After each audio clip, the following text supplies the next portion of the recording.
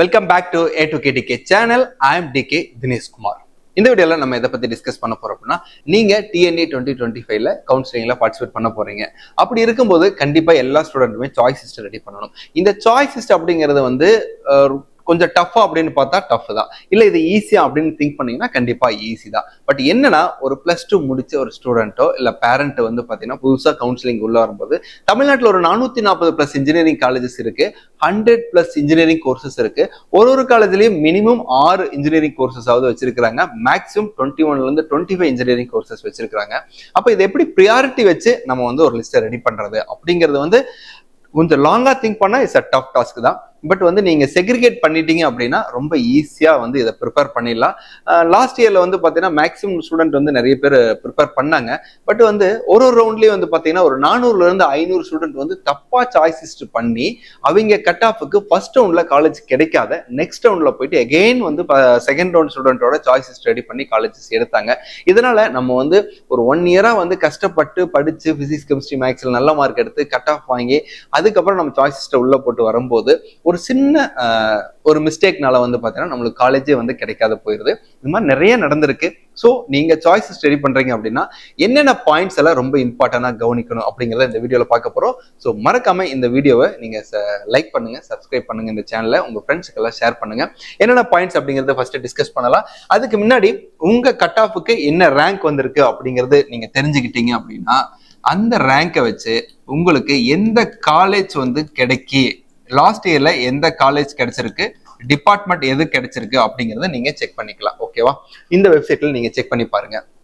அடுத்தது choice list preparation based on இந்த points எல்லாம் ரொம்ப இம்பார்ட்டன்ட். இதை தாண்டி ஏதாவது பாயிண்ட் நீங்க இன்க்ளூட் பண்றவங்க இதே நீங்க கன்சிடர் பண்ணிக்கலாம். இதெல்லாம் வந்து மெயின் பாயிண்ட். ஃபர்ஸ்ட் வந்து கட் ஆஃப் அண்ட் ரேங்க். இந்த கட் ஆஃப் அண்ட் ரேங்க் அப்படிங்கிறது வந்து நீங்க எந்த ரவுண்ட்ல போயிட்டு பார்ட்டிசிபேட் பண்ண போறீங்க, ரவுண்ட் 1 இல்ல வந்து ரவுண்ட் 2ல பார்ட்டிசிபேட் பண்ண போறீங்களா, ரவுண்ட் 3ல பார்ட்டிசிபேட் பண்ண போறீங்களா அப்படிங்கிறது வந்து ரொம்ப இம்பார்ட்டன்ட். ஃபர்ஸ்ட் ரவுண்ட்ல போற ஸ்டூடெண்டா இருந்தீங்கன்னா அப்ராக்சிமேட்டா ஒரு 177க்கு மேல இருந்துச்சு அப்படின்னா நீங்க வந்து ஃபர்ஸ்ட் ரவுண்ட்ல போறதுக்கு சான்சஸ் வந்து அதிகமா இருக்கு. அடுத்த ரவுண்ட் அப்படிங்கிறது ஒரு 150 இல்ல 160க்கு மேல இல்ல 145க்கு மேல இருந்தீங்கன்னா செகண்ட் ரவுண்ட்ல போறதுக்கு சான்சஸ் இருக்கு. ரிமைனிங் 77.5ல இருந்து ஒரு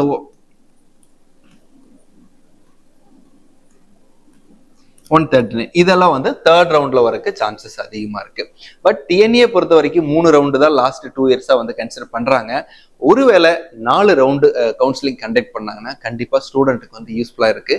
காரணம் என்ன அப்படின்னா, ஃபர்ஸ்ட் ரவுண்ட்ல 20,000 ஸ்டூடெண்ட் தான் உள்ள வரக்கு சான்சஸ் இருக்கு. செகண்ட் ரவுண்ட்ல ஒரு இன்னொரு டபுள் 40 to 60,000 ஸ்டூடெண்ட் வந்து பார்ட்டிசிபேட் பண்ணுவாங்க. அடுத்ததுல வந்து பாத்தீங்கன்னா ரிமைனிங் இருக்கிற எல்லா ஸ்டூடெண்ட்டுமே ரவுண்ட் 3ல பண்ணுவாங்க. அப்போ நீங்க நம்பர் ஆஃப் சாய்ஸஸ் வந்து ஆட் பண்றது வந்து ரொம்ப கன்ஃபியூஷனா இருக்கு. சில நேரத்துல வந்து எந்த காலேஜ் தெரியாது, நிறைய காலேஜ் ஆட் பண்ணிடுவோம். அதுக்கப்புறம் அந்த காலேஜ் போலாமா வேண்டாமான்னு நிறைய பேர் தேர்ட் ரவுண்ட்ல இருக்கிற ஸ்டூடெண்ட் காலேஜ் ஜாயின் பண்றது ரிப்போர்ட் பண்றதே கிடையாது. காரணம் என்னன்னா, கரெக்டான சாய்ஸஸ் இல்லாத காரணத்தினாலதான். இந்த ரவுண்ட் 1ல மிஸ்டேக் பண்ணிருந்தீங்கன்னா ரவுண்ட் 2ல போயிட்டு கரெக்ட் பண்ணிக்கலாம். ரவுண்ட் 2ல ஒரு சான்ஸ் போயிட்டு நீங்க அட்டன் பண்ணி எகெயின் கவுன்சிலிங்ல உள்ள வரலாம். ஒருவேளை ரவுண்ட் 2லையும் கூட மிஸ்டேக் பண்ணீங்கன்னா ரவுண்ட் 3ல போயிட்டு நீங்க சாய்ஸ் ப்ரிப்பேர் பண்ணி கவர்மெண்ட் கோட்டால உள்ள போலாம். சப்போஸ் ரவுண்ட் 3ல நீங்க மிஸ்டேக் பண்ணிட்டீங்க அப்படின்னா நீங்க எங்க போவீங்க? ஒன்லி காலேஜ்ல மேனேஜ்மெண்ட் கோட்டால தான் போய் ஜாயின் பண்ற மாதிரி இருக்கு. நல்ல மார்க் எடுத்துட்டு கரெக்டான சாய்ஸ் பண்ணாத மேனேஜ்மெண்ட்ல ஜாயின் பண்ண ஸ்டூடெண்ட்டும் நம்ம லிஸ்ட்ல இருக்கிறாங்க. பட் வந்து அந்த டைம் வந்து கம்ப்ளீட் ஆயிடுச்சுன்னா நம்ம வந்து எதுவும் பண்ண முடியாது. ஸோ அதனால வந்து நீங்க கேர்ஃபுல்லா ஒரு சாய்ஸ் ப்ரிப்பேர் பண்ணணும். அதுக்கு என்னென்ன பாயிண்ட் அப்படிங்கிறத நம்ம பார்த்துட்டு இருக்கிறோம். ஒன்று வந்து cut off and rank. Okay, இது வந்து பேஸ்ட் ஆன் எந்த ரவுண்ட்ல வரீங்க அப்படிங்கிறது அதுக்கு தகுந்த மாதிரி நீங்க வந்து ப்ரிப்பரேஷன் வந்து ப்ரியாரிட்டி கொடுத்து சாய்ஸ் ரெடி பண்ணிடலாம். இதே இந்த கட் ஆஃப் அண்ட் ரேங்க் வந்து ரொம்ப இம்பார்ட்டன்ட்னா, ஃபர்ஸ்ட் ரவுண்ட்ல போற ஸ்டூடெண்ட்டுக்கு வந்து பாத்தீங்கன்னா எல்லா காலேஜ்லயும் டிபார்ட்மெண்ட் வந்து வேகன்சி வந்து அவைலபிளா இருக்கு. செகண்ட் ரவுண்ட்ல போகும்போது அந்த 12,000 இருந்து 14,000 ஸ்டூடெண்ட் வந்து காலேஜ் எடுத்திருப்பா. ரிமைனிங் இருக்கிற சீட்ஸ் எல்லாம் வந்து அவைலபிளா இருக்கு. ரவுண்ட் 3ல போகும்போது ஃபர்ஸ்ட் ரவுண்ட்ல எடுத்த ஒரு 15,000 ஸ்டூடெண்ட் வந்து சாய்ஸ் எடுத்து காலேஜ் ரிப்போர்ட் பண்ணிருப்பாங்க. செகண்ட் ரவுண்ட்ல ஒரு 40,000 ஸ்டூடெண்ட் ரிப்போர்ட் பண்ணியிருந்தாங்கன்னா 40 + ஒரு 15 55,000 ஸ்டூடெண்ட் வந்து எடுத்தது போக ரிமைனிங் இருக்கிற காலேஜ்ல இருக்கிற டிபார்ட்மெண்ட் வேகன்சி வச்சுதான் இந்த ரவுண்ட் 3ல இருக்கிற ஸ்டூடெண்ட் வந்து சாய்ஸ் லிஸ்ட் போட முடியும். ஓகேங்களா? அதனால வந்து இந்த கட் ஆஃப் அண்ட் ரேங்க் வந்து மோர் இம்பார்ட்டன்ட். நெக்ஸ்ட் வந்து காலேஜ் அண்ட் டிபார்ட்மெண்ட். இந்த காலேஜ் அண்ட் டிபார்ட்மெண்ட் அப்படிங்கிறது ஃபர்ஸ்ட் ப்ரியாரிட்டி நம்ம காலேஜ் கொடுக்கணுமா இல்லை டிபார்ட்மெண்ட் கொடுக்கணுமானா நீங்க ஃபர்ஸ்ட் வந்து இந்த காலேஜ் தான் வந்து ஃபோக்கஸ் பண்ணணும். இந்த காலேஜ் வந்து இட்ஸ் மோஸ்ட் இம்பார்ட்டன்ட். காலேஜ் நல்ல சூப்பரா ஸ்டாண்டர்டா ரெப்புடேஷனா வச்சிருக்காங்கன்னா அங்க இருக்கிற எல்லா டிபார்ட்மெண்ட்டும் ஸ்டாண்டர்டா இருக்கு. அப்படி இருக்கும்போது உங்களுக்கு பிளேஸ்மெண்ட்ஸ் ரெக்கார்ட் எல்லாமே சூப்பரா மெயின்டைன் பண்ணியிருப்பாங்க. ஃபேக்கல்டி ரிட்டன்ஷன் வந்து ரொம்ப நல்லா மெயின்டைன் பண்ணுவாங்க.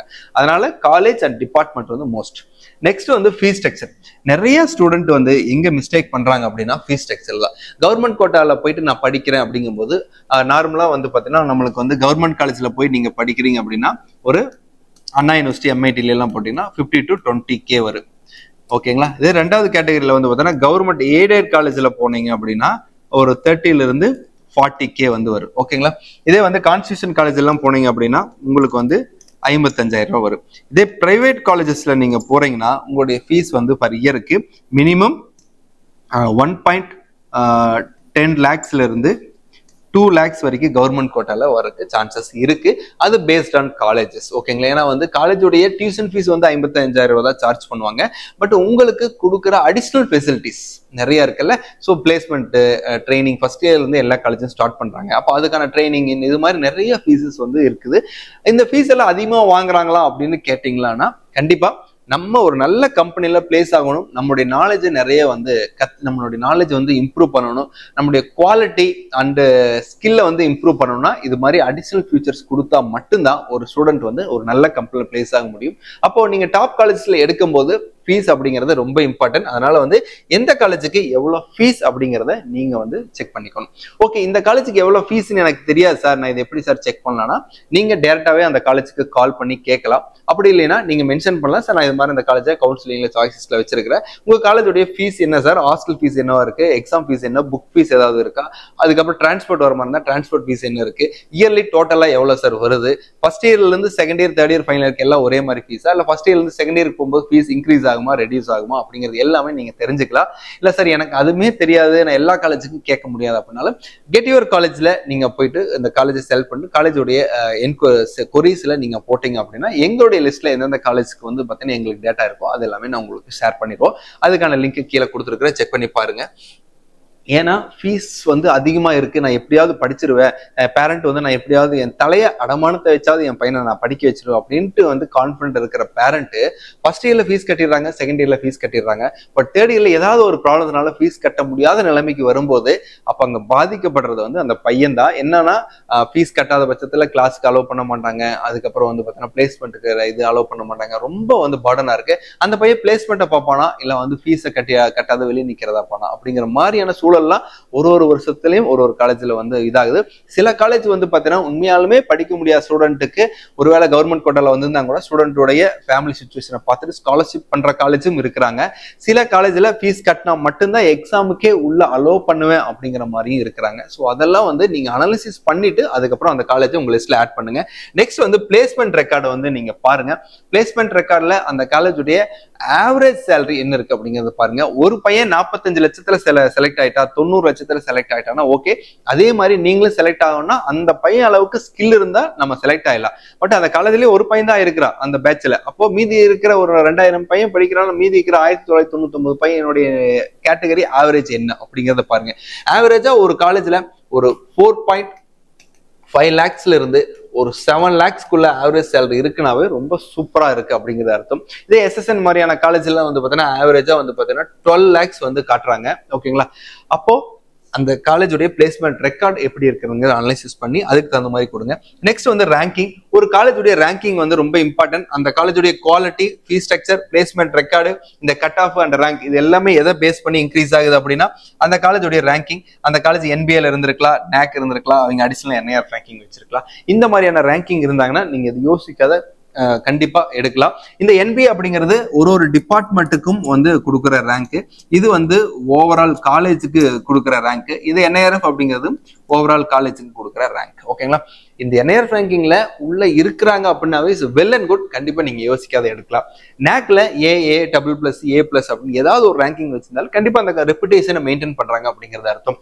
NBA பொறுத்த வரைக்கும் அந்த காலேஜ்ல ஒரு 6 டிபார்ட்மெண்ட் இருக்கு. 6 டிபார்ட்மெண்ட்ல ஒரு 3 டிபார்ட்மெண்ட்டுக்கு இந்த NBA அக்ரிடேஷன் வச்சிருந்தாங்கன்னா கண்டிப்பா அந்த காலேஜ் வந்து ரொம்ப ஒர்த்து அப்படிங்கிறதா வந்து இந்த இதுல வந்து நான் சொல்ல வரேன். ஸோ அதனால நீங்க யோசிக்காத இந்த என்பிஏ அக்ரிடேஷன் இந்த ரேங்கிங் எல்லாம் பார்த்து கன்சிடர் பண்ணலாம். நெக்ஸ்ட் வந்து லொகேஷன்.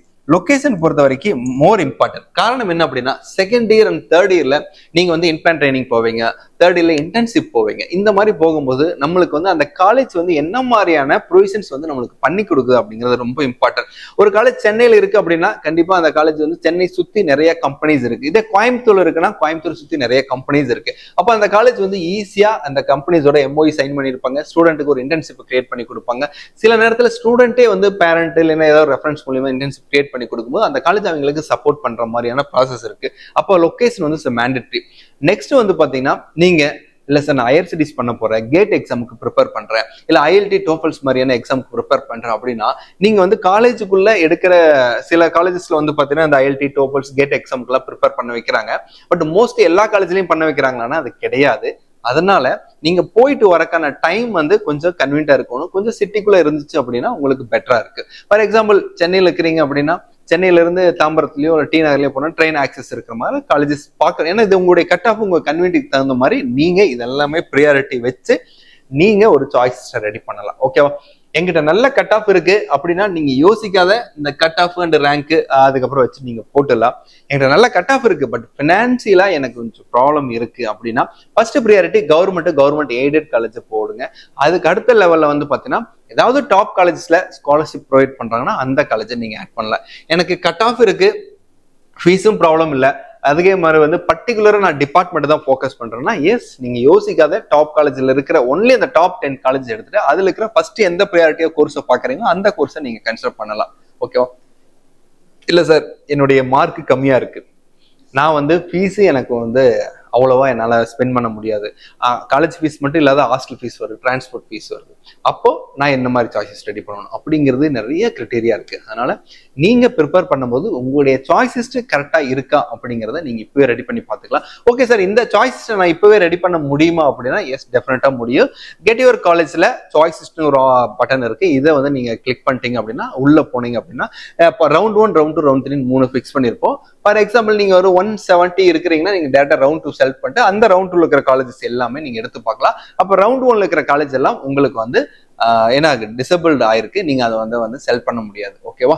ஸோ இது மாதிரி நீங்க ரெடி பண்ணி பார்த்துட்டு அதுக்கப்புறம் அந்த லிஸ்ட்டை ஒரு பிரிண்ட் அவுட் எடுத்துட்டு இந்தந்த காலேஜ் எல்லாம் கிடைச்சா நான் போகலாமா, போவேன், இந்த காலேஜ் எல்லாம் கிடைச்சா நான் போக மாட்டேன் அப்படின்னு மைண்ட்ல தோணுச்சுன்னா அதை வந்து ரிமூவ் பண்ணிட்டு நீங்க வந்து ஒரு பர்ஃபெக்டான சாய்ஸ் ரெடி பண்ணிக்கலாம். ஸோ அதுக்கு நீங்க செக் பண்ண வேண்டிய வெப்சைட் www.getyourcollege.com. ஓகே சார் இதெல்லாமே எனக்கு தெரியல, ரொம்ப கன்ஃபியூஷனா இருக்கு, நீங்க இதுக்கு கைடன்ஸ் பண்ணுவீங்களா? எஸ் பேஸ்ட் ஆன் பெய்ட் ப்ராசஸ்ல நாங்க வந்து உங்களுக்கு சாய்ஸ் பண்ணி தரோம்.